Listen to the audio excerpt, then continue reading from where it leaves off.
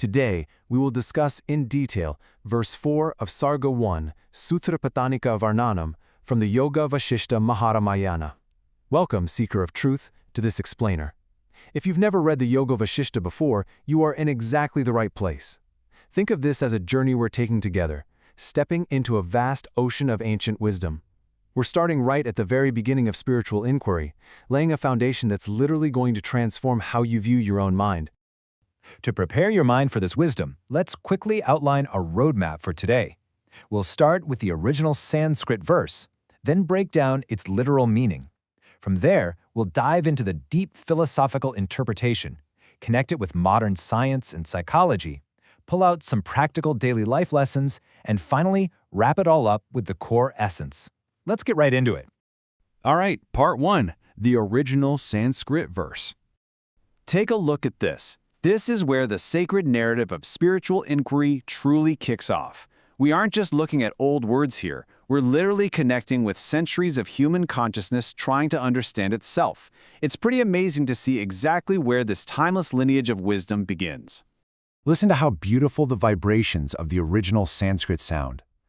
Sutikshna brahmana kashchit samshayakrantamanasaha agastyam ashramam gatva munim papracha sadaram.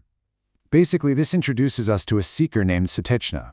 His mind is totally besieged by profound doubt. So what does he do? He travels to the hermitage of sage Augusta and asks his questions with immense respect. This one action perfectly sets the stage for everything that follows. Moving on to part 2, the literal and simple meaning. So let's break down our seeker's name, Sutikshna. Now in Sanskrit, names are never just random. Su means very or highly, and Tikshna means sharp or piercing. Put them together and you've got a person with an incredibly sharp, highly evolved intellect. We're not talking about a beginner here. Sutikshna is a scholar who already understands the world intellectually. And honestly, that makes his confusion all the more fascinating. Then we get this intense phrase, samshaya krantamanasa. Samshaya translates to this deep, agonizing spiritual doubt, and to kranta, that literally means attacked or besieged. His mind, the manasa, is under siege. So even with that razor-sharp intellect, Sutikshna is paralyzed. It's almost as if his brilliant analytical mind is the exact thing that led him into this frustrating maze of existential hesitation in the first place.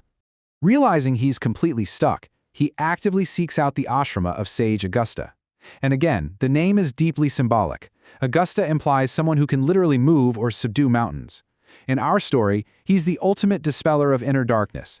He's the one presence powerful enough to crush the massive, immovable mountain of Sutikshna's ego and spiritual ignorance. Okay, let's go a bit deeper with section 3, the deep philosophical interpretation. Now, you might be wondering, why on earth does a guy this smart need an outside guru? Why can't a sharp mind like Sutikshna just think his way out of his own spiritual confusion? Well, that is the central paradox of the spiritual path. Your intellect is fantastic for navigating the material world, but the second it tries to grasp the infinite, it inevitably ties itself in knots. This brilliantly illustrates the dynamic between the disciple and the master. Philosophically, Sutikshna represents the clouded mind, that analytical brain that has hit an absolute brick wall and is just spinning its wheels.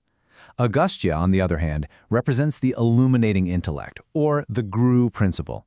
He's the awakened consciousness you need to break through those ego boundaries. Think about it. A sword can't cut its own blade, right? A mind can't cut through its own illusions. You absolutely need that external, awakened light. Let's bring this into today's world with part 4, modern science and psychology. It's wild how flawlessly this ancient text maps onto modern psychology. What the Vedic rishis called samshaya, we now call cognitive dissonance.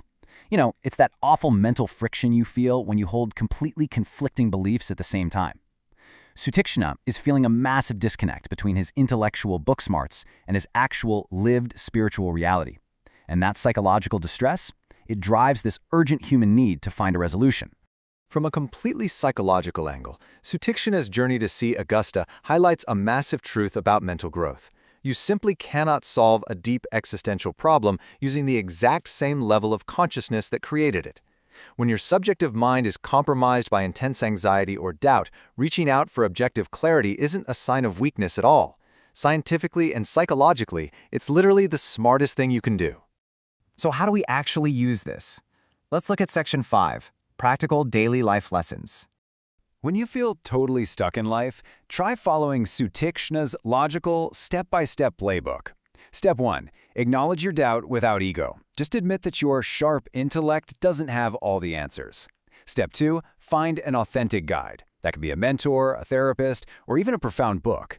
And Step 3. Approach them samadar, meaning with profound respect. Because true transformative learning, it only happens when you are in a deeply receptive, surrendered attitude. You can absolutely build these habits into your everyday routine. Try cultivating some intellectual humility. Next time you feel confused, don't view that doubt as a failure. See it as a stepping stone, like a personal invitation to grow. Actively seek out higher knowledge, and when you do find someone wise, practice just listening before you speak. Doing this transforms those awful moments of paralyzing doubt into the exact fuel you need for your own spiritual evolution. All right, let's pull all these threads together in Section 6, the summary and final essence. If you take away just one thing today, let it be this. True wisdom begins the exact second our sharp intellect humbles itself enough to admit its own limitations. Sutikshna wasn't great because he knew everything. He was great because he knew what he didn't know, and he had the immense courage to bow before someone who did. Recognizing our own ignorance is, for sure, the first, the most critical, and honestly the most beautiful step on the path to ultimate liberation. So, I want to leave you with a question. When you hit a wall of confusion in your own life, what are you going to do? Are you going to let those doubts paralyze you in endless mental loops? Or will you let that discomfort push you to find your own Agastya? As we get ready to explore the next verse in this explainer, where Sage Agastya actually starts to answer him, take a moment to reflect deeply on what doubts are currently calling you to begin your own seeker's journey. On behalf of the VedmataAI family, we humbly request that if you found our presentation enlightening, please share this video widely so that authentic knowledge from Indian Vedic texts can reach everyone. Let us all come together to participate in this Gyan Yagna, sacrificial offering of knowledge. Har Har Mahadev.